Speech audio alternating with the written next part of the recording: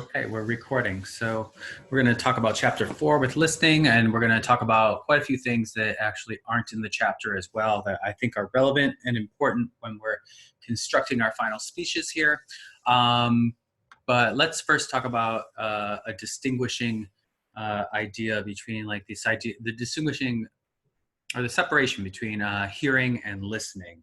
So the book talks about how hearing is a physiological process, right? They show the ear and the sound waves come in and it goes up against your eardrum and brain processes it, right? So that's a physiological process. That is something that happens whether we are trying to listen or whether we are trying to or not. A hearing just happens, all right? Listening is different. Listening is different than that. Listening requires attention. It is intentional. It is something that we have to consider with that, right? So lots of importance to the idea of listening and being an active listener is listening improves our self-awareness. It helps us to understand how we behave as people. There are cultural and gender factors that we're going to get into as well on that. Listening also requires adaptation. You have to recognize when you have to work harder to listen, perhaps like on an online video, instead of like seeing me in person in class, you might have to work a little harder. And communication situations that don't fit your listening style, you might have to adapt to. And we're going to talk about listening styles in a second here as well. And also to communicate effectively with people that you know their listening style. You can tailor your message to the style of listening that they might be more accustomed to. So let's talk about these listening styles real quick. Like they talk about types of listening in the book, and that's cool and like that's important, especially because those are more likely to be exam questions, but like we also have like this thing called listening styles, which is very similar in this way. So I'm going to talk about like 4 different listening styles here and why they're important and how we might fit into certain boxes. One is like the people-oriented listener. This goes along with the type of relational listening that they talk about in the book, right? It's very concerned about the needs and the feelings of other people. And people may get distracted from a task to address someone's feelings, like where someone might be talking about something really important, but you can detect certain elements in their voice or elements in like how they're delivering their message that makes them more concerned about the feelings that they're expressing first. Like they might have asked you to do something, you're like, oh wait, is something wrong, right? And like that's a relational or a pure people-oriented style of listening. Second would be action-oriented listeners. And these types of listeners prefer a very well-organized and precise and very accurate information. There's a high desire for very organized messages. And the idea of a long-winded speech really turns off an action-oriented listener. They're going to like tune it out and be like, this is wasting my time. And like, it doesn't help me to complete the task. Third, we have content-oriented listeners or informational listeners. They're very analytic type of people, and they enjoy processing a very complex message, right? So having lots of very in-depth information and like hearing about both sides on a very complicated topic or multiple sides on a very complicated topic is exactly where a content-oriented listener would feel their stride, right? They are very analytical in that way. They want to take in all the information before coming to a decision. And lastly, we have time-oriented listeners. These are people who are very concerned about completing tasks, much like the action-oriented listener, and completing and achieving goals. So they don't like irrelevant info, but like while the action-oriented listener is very focused on accurate information and like well-organized types of things, the time-oriented listeners are very much associated with like having that information given in a very quick pace, right? These are the types of person who like you might be having a conversation with them and they're like checking their watch and like maybe they're like backing off and being like, yeah, I gotta go here, so can you finish, right? That's a time-oriented listener. Now, why is this important? Why does this matter, right? Because like 40% of us as people use one of these listening styles. All right. And 40% more use more than one listening style. And 20% of us don't use any listening style.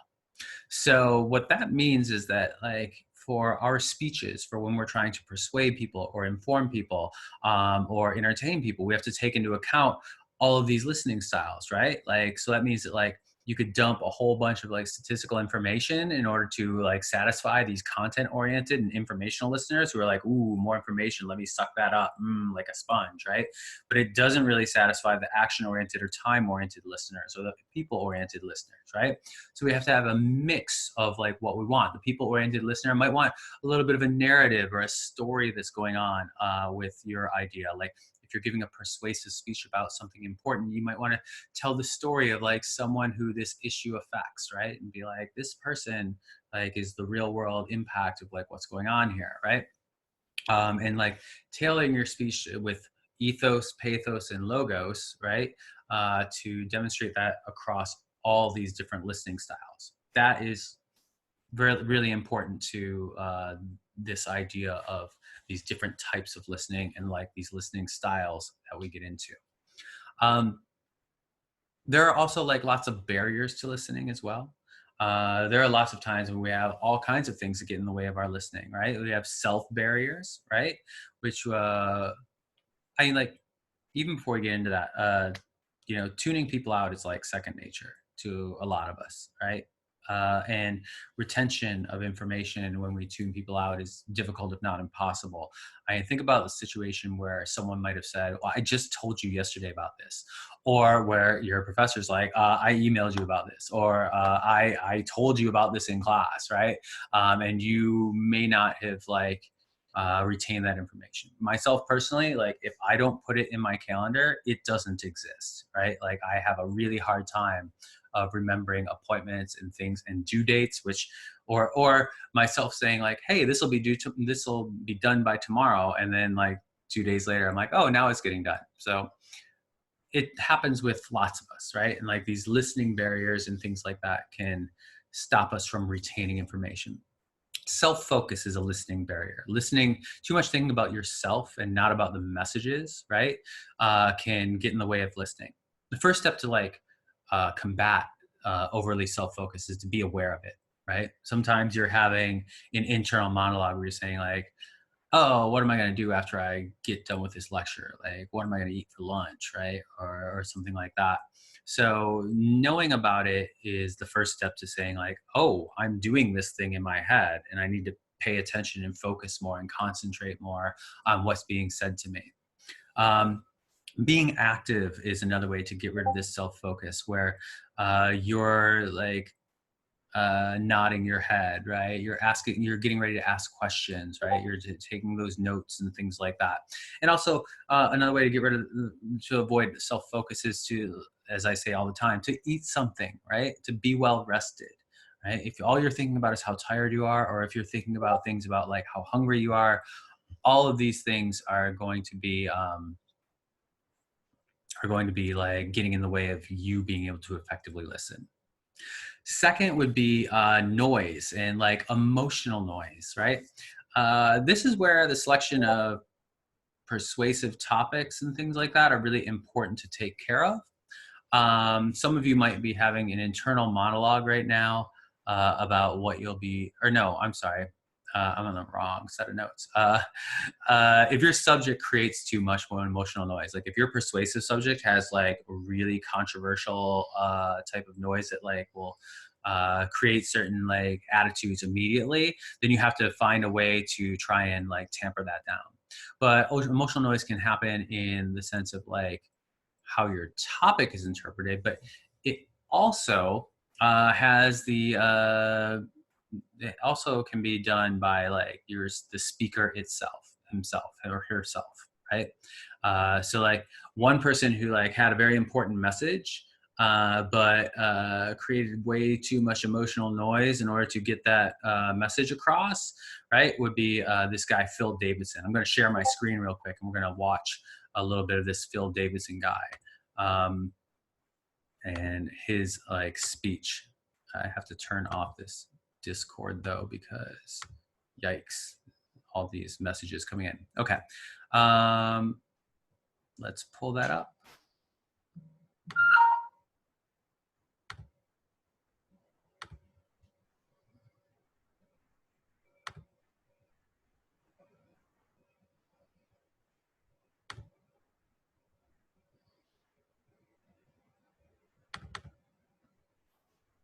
There's Phil. Ladies and gentlemen of the Stark County Republican Party Executive Committee, good evening. And thank you not only for your attendance, but for allowing me the opportunity to speak. My name is Phil Davison, and I am seeking our party's nomination for the position of Stark County Treasurer on November 10th, November of 2010, excuse me. In terms of my background, I am from the village of Minerva, where I am serving my 13th year of elected service as a Minerva Council member. In terms of education, I have a bachelor's degree in sociology, a bachelor's degree in history, a master's degree in public administration, and a master's degree in communication. In terms of elections across Stark County, I have represented our party twice on the county ballot in both the primary and the general elections when I ran for Stark County Clerk of Courts in 1996 and Stark County Commissioner in 2000, and I will not apologize for my tone tonight.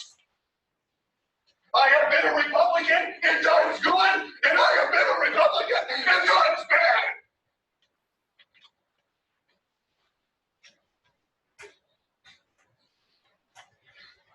Albert Einstein issued one of my most favorite quotes in the history of the spoken word, and it is as follows. In the middle of opportunity, excuse me, in the middle of difficulty lies opportunity. I'm going to repeat that so I have clarity tonight. In the middle of difficulty lies opportunity. This is the opportunity we've been waiting for. The Stark County Treasurer's Office is a mess.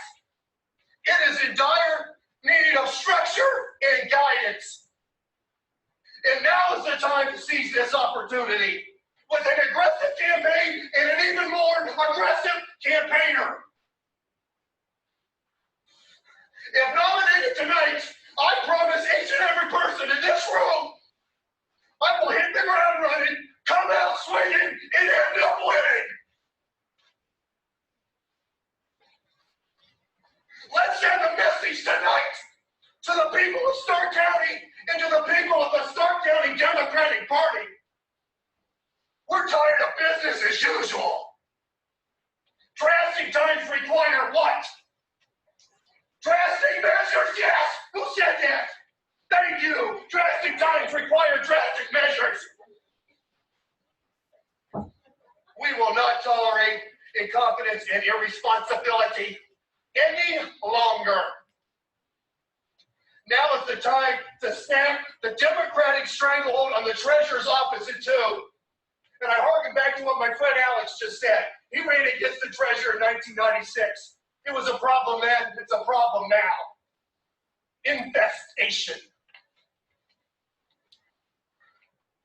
Politics is not touch football.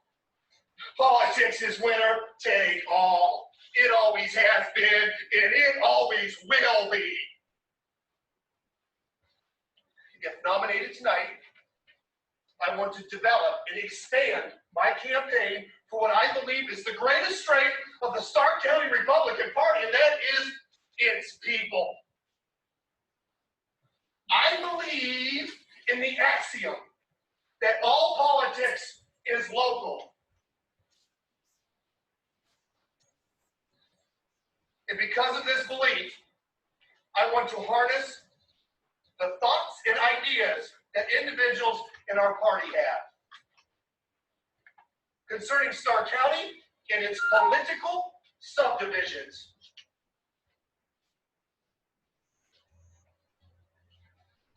And use that to its fullest extent. Knowledge is power. knowledge and use it as a tool to win the treasurer's office. Let's use this knowledge not only as a tool, but as a weapon. We must win this election. If nominated tonight, I will win this election. And I'm going to say that again so there's no miscommunication tonight. If nominated tonight, I win. Tell your friends, tell your neighbors, tell Randy Gonzalez. I'm coming. Both barrels, guns loaded. I believe in the entities and the principles of the National Republican Party, the State of Ohio Republican Party, and the Stark County Republican Party. And if nominated, I will not hide those beliefs on my march to victory on Election Day. If nominated tonight, I can guarantee with 100% certainty that what you are seeing from me tonight is what everyone outside those doors is going to get over the next 8 weeks. I used to be an idealistic thinker. I am now a pragmatic thinker. Government may be about service, politics is about winning. Tonight, as a candidate seeking the Republican nomination for the position of Stark County Treasurer, I humbly ask for your vote as members of the Stark County Republican Party Executive Committee. Thank you.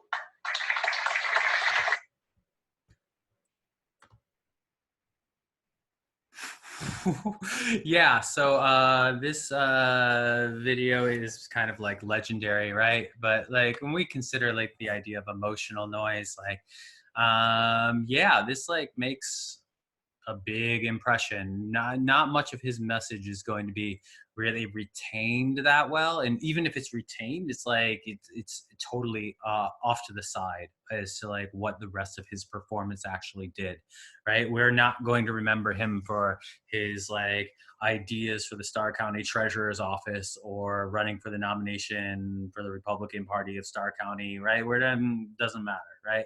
All of that's just taken out by his performance in that case, right? And so that's what we're talking about with emotional noise there.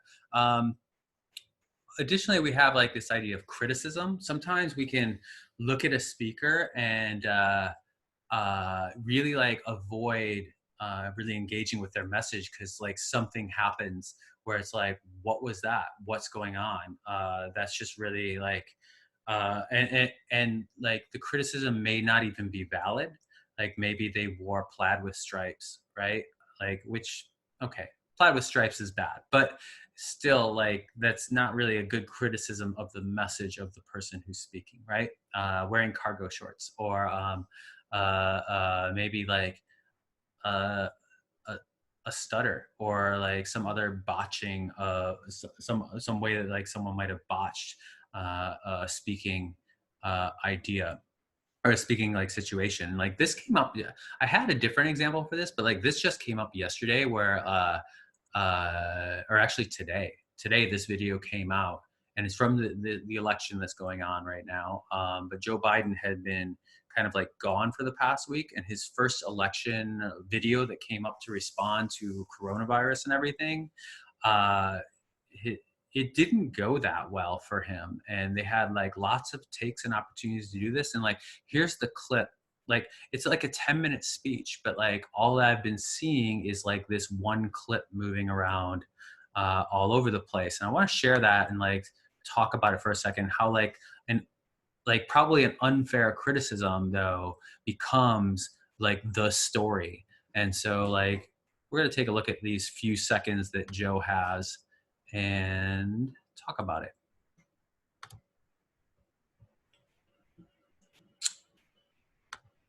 Oh, I am sharing that screen already.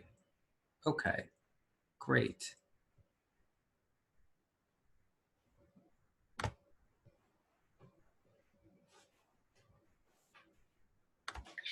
First, the President must take immediate steps to increase our capacity, the capacity of our healthcare system, to treat the sickest coronavirus patients safely.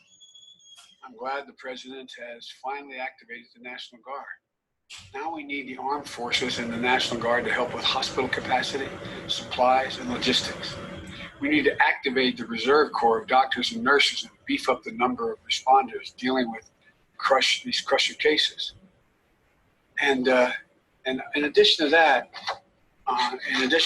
we have to make sure that we are in a position that we are. Well, let me go to the second thing. I've spoken enough. The president must.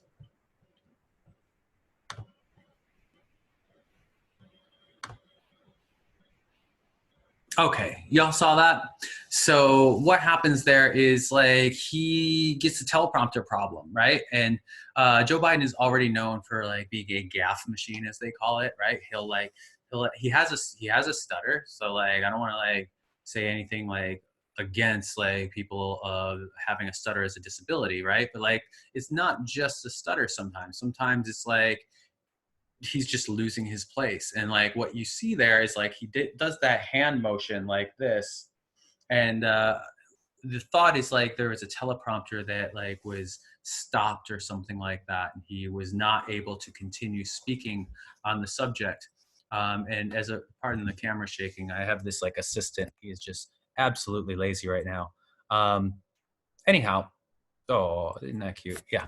Okay. Anyhow, that's an invalid criticism that's going to distract me from the rest of his message. That's the clip that everyone has like spread across the internet like today, because and like it totally takes away from anything. I don't even know what Joe Biden said on this 10-minute video or 19-minute video, probably about more like a 10-minute video, because like everyone was like looking at that and like what's going on there, right? And so like that criticism can get in the way of us actually listening to what his message is. And so like that's problematic, right? And like so in order to be a better listener, we have to like be able to set some things aside in order to be able to like listen to those messages in a better way. Let me see, what else have we got here? The book also has a section on communication diversity, and they talk about gendered listening. The main thing I want you to remember about this, is not like, yeah, sure, you should know the qualities of gendered listening and things like that, right? Masculine and feminine listening. I do want you to know that like, this is not,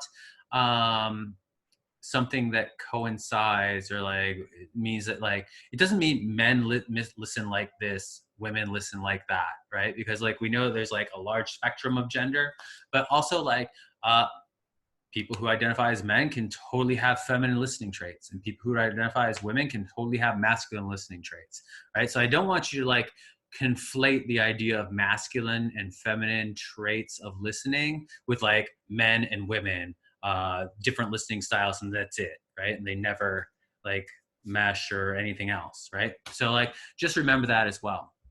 Okay, one thing that I want to like go off of now, this is like potential exam stuff, and potential exam question not in the book. We're going to talk about the elaboration likelihood model. Elaboration likelihood model talks about is about listening and also about persuasion. And we're going to talk about persuasion, I believe, in the next chapter. But we're going to talk about it right here because like it thinks about what we think about with the elaboration likelihood model is like it's a process or a theory that talks about how we have these two different ways that we process messages. All right. One is central root processing. All right. Central root processing. Central root processing means that the message is being heard and evaluated by your audience member. They're very tuned into what you're saying, right? They're thinking about the message itself. They're thinking about like what it is that you're trying to persuade me of, and like I'm evaluating whether or not your arguments and your ideas are good or bad and things like that, right? That's the central root processing. Peripheral root processing is when you're not really totally paying attention to the message. Maybe you have the radio on in the background, right? And you're not really like thinking about the lyrics of the song or like thinking about like the musical composition, right? When you have lo-fi hip hop beats or something on when you're trying to study or writing a paper, right? That's peripheral root processing. Now, most of the time, when we are like doing our day-to-day lives, we're engaging in peripheral root processing.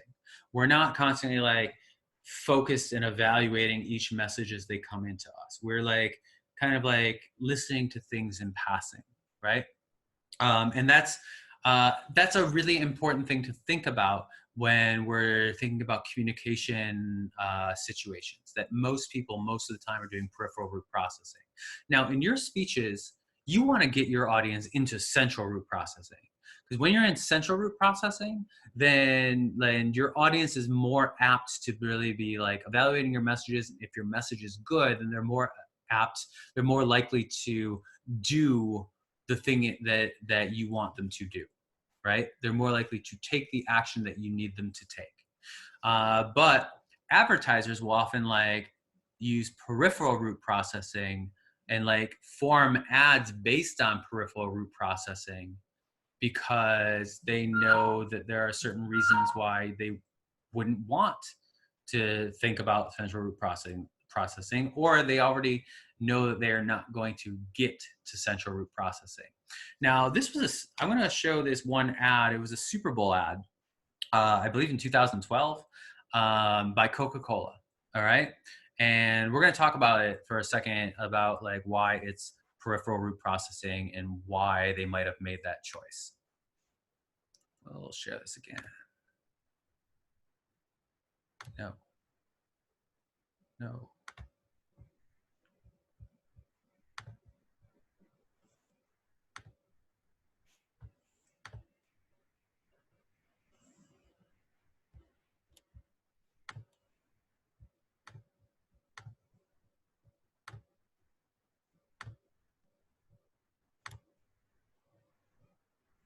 There we go.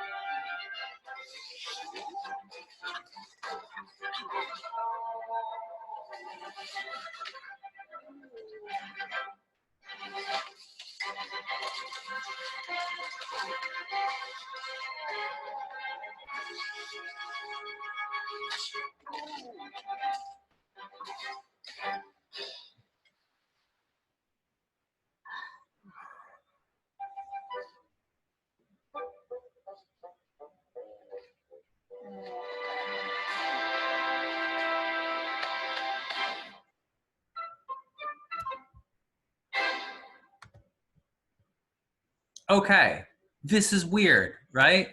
Think about this. They spent a lot of money on this ad, right? This is a Super Bowl ad where it costs like up to $2 or $3 million for a half a minute. This is a full minute ad, and they bought it during the Super Bowl, right? And it says, whoa, okay. And what does the ad say? Precisely, it doesn't say much of anything. Okay, so like, this ad relies on peripheral root processing, right? Because like, what does it tell me about the product? What does it tell me about what Coke tastes like? Nothing. What does it tell me about how much it costs? Is it a bargain? I don't know, right? The ad doesn't say anything about like what's in Coca-Cola. It doesn't even say what Coca-Cola is. It doesn't say any of that, right? Because like, they're like, listen, like the ad people are like, I don't have to do that. For this product, it's Coca-Cola.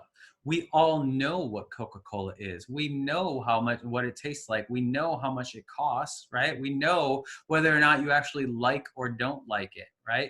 I'm going to engage in a peripheral root processing where I have like people engaged in like, or thinking about, or not even thinking about, but like just watching the ad, watching the computer CGI polar bears and doing this thing. And then I'm going to put those polar bears on my Coca-Cola 12 packs and things like that. So people will remember the ad, but even though that ad isn't really forcing people to evaluate like anything about the product or anything about that they might want to get out is like some type of a message about the product. It's more of a reminder that the product exists, right? And like this makes sense for a product like Coca-Cola. Now you'll see other Super Bowl ads where they're unveiling something new, right? In which case they do have to like say more about, hey, here's this new thing that exists, right? And I'm like doing a Super Bowl ad in order to do that, right? Former Governor Rick Snyder of Michigan, he unveiled his campaign in a Super Bowl ad, and no one knew anything about this guy until this Super Bowl ad. And like, it was notoriously successful because he said, this is why I'm running for governor. He said, I have a 10-point plan as to like why, and like, you should vote for me because I'm a nerd. I'm a tough nerd. And like, you want a nerd to be in office. All right. And like, so people went to his website, and like, hugely successful ad campaign. Not the best successful gubernatorial thing. This is the guy who poisoned Flint. But other than that, like, very successful ad campaign. And he won 2 terms as Michigan governor too, under this idea of like him being a tough nerd and having like very like detailed plans and things like that. So successful, but also called on the receiver of the message to engage in a central root processing format. So potential exam things: elaboration likelihood model, central root processing, peripheral root processing. You should know what those are. Okay. Other housekeeping issues. I have now put up I have put up a Google sheet, one Google sheet saying called for persuasive topics. All right. For that sheet, for your persuasive topics, for your persuasive speech later, you are going to like select a topic as well as a call to action. The calls to action have to be a call to change the audience member's behavior. You're going to call for them to do something. All right. I don't want you to like do a persuasive topic of like why you should think something, but I want you to like make it so you want to get your audience to do something. Okay. So not being like, hey, why you should like think dogs are better than cats. No, not an acceptable persuasive topic for this. I want you to make them do something. Okay. Certain topics that are overdone that I don't really want you to do would be organ donation. You can do a topic where like people should be organ donors, but only if you have a family member who has received an organ or is waiting to receive an organ. There has to be some type of a personal reason as to why this speech is important to you for organ donation, because people just think like that's an easy thing to do. Additionally, the second problem with that is that like most people in this class are probably organ donors already. So that's something else that you would have to like think about with that. So is it not allowed? I'm not saying it's not allowed. I'm just saying that like it can be very, very overdone. And because of that, we have to be careful and like have a personal connection with the subject. Doing things that ordinarily I would say like things that like would happen farther ahead in time is usually not good. I usually want people to like be able to walk outside the room and take the action.